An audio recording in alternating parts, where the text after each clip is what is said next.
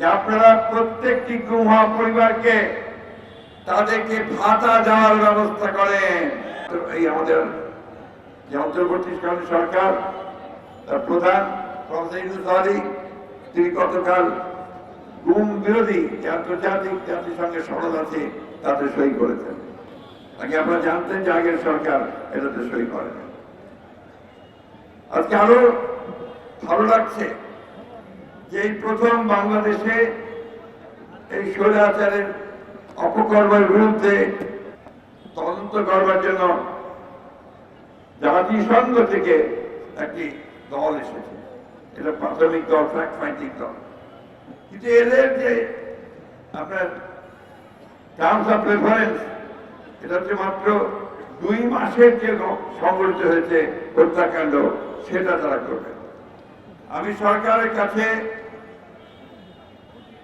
আহ্বান জানাতে চাই যে আপনারা জাতিসংঘের এই আন্তর্জাতিক মানবতা যে কমিটি আছে তাদের সঙ্গে কথা বলে গত 15 বছর থেকে আজ পর্যন্ত যতগুলো মানবতা বিরোধী অপরাধ সংঘটিত হয়েছে, হত্যা হয়েছে, গুম হয়েছে, প্রত্যেকটি তদন্তের ব্যবস্থা করুন। 2009 সাল থেকে যে অত্যাচার, নির্যাতন, নিপীড়ন, হত্যাকাণ্ড যে গুম হয়েছে প্রত্যেকটি তদন্ত এই জাতিসংঘের কমিটি দিয়ে করতে হবে এবং তারই ব্যবস্থা নিতে হবে।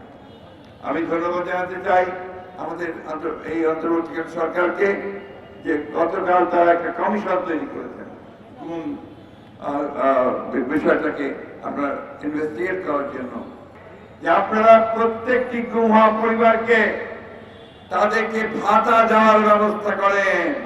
এই বাচ্চাগুলো তাদের যে লস হয়েছে, পিতাকে হারিয়েছে, এটা তারা কোনোদিন ফেরত পাবে না। যে তার স্বামীকে হারিয়েছে সে ফেরত পাবে না। তাই রাষ্ট্রের দায়িত্ব হচ্ছে এই পরিবারগুলোর দায়িত্ব গ্রহণ করা। আমরা এই সরকারের সঙ্গে যেটা আমাদের আন্দোলনের ফসল তাকে আমরা সর্বাত্মক সহযোগিতা করি এবং সেই সহযোগিতার মধ্য দিয়ে এই সরকার যেন সক্ষম হয় সফলভাবে একটি সংস্কারের মধ্য দিয়ে একটি নির্বাচন করা, যে নির্বাচনের মধ্য দিয়ে বাংলাদেশের মানুষের প্রতিনিধি নির্বাচিত হবে এবং তারা একটা পার্লামেন্ট গঠন করবেন, সরকার গঠন করবেন, জনগণের সমস্যার সমাধান করা যাবে। এখনো দেশে বিদেশে ষড়যন্ত্রের অভাব নেই, অপেক্ষা করে আছে কখন সুযোগ পাবে সেই সুযোগে তারা এই স্বাধীনতাকামী মানুষের উপরে আঘাত করবে। তাই আজকে ঐক্য, পার্টির ঐক্য গণমানুষের যেটা তৈরি হয়েছে সেটাকে আরো সুদৃঢ় করতে হবে।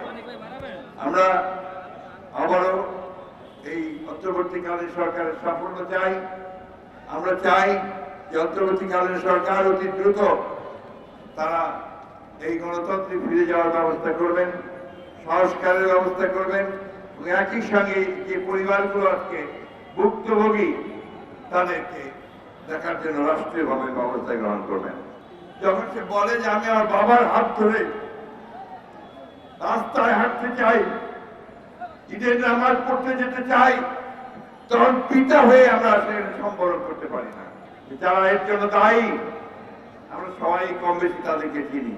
যারা দায়িত্বে ছিলেন, র্যাবের দায়িত্বে ছিলেন, পুলিশের বিশেষ বাহিনীর দায়িত্বে ছিলেন, তাদেরকে সেই মূল লোকগুলোকে খুঁজে বের করতে হবে, তাদেরকে শাস্তি দিতে হবে। আমরা খুব কষ্ট পাই যখন দেখি রাজনৈতিক নেতাদেরকে গ্রেফতার করে নিয়ে যাওয়া হচ্ছে, কিন্তু ওই সমস্ত ভয়ঙ্কর ব্যক্তি যারা আমাদেরকে হত্যা করেছে, খুন করেছে, গুম করেছে, তাদের একজনকে গ্রেফতার করার খবর আমরা পাই না। খুব অল্প সময়ের মধ্যেই আমরা গ্রেফতার দেখতে পাবো, তাদের বিরুদ্ধে ব্যবস্থা হচ্ছে সেটা দেখতে পাবো। সত্যিকার অর্থেই বাংলাদেশ একটা জবাবদিহিমূলক গণতান্ত্রিক রাষ্ট্রে পরিণত হতে পারে, তার জন্য আমরা কাজ করতে সক্ষম হব।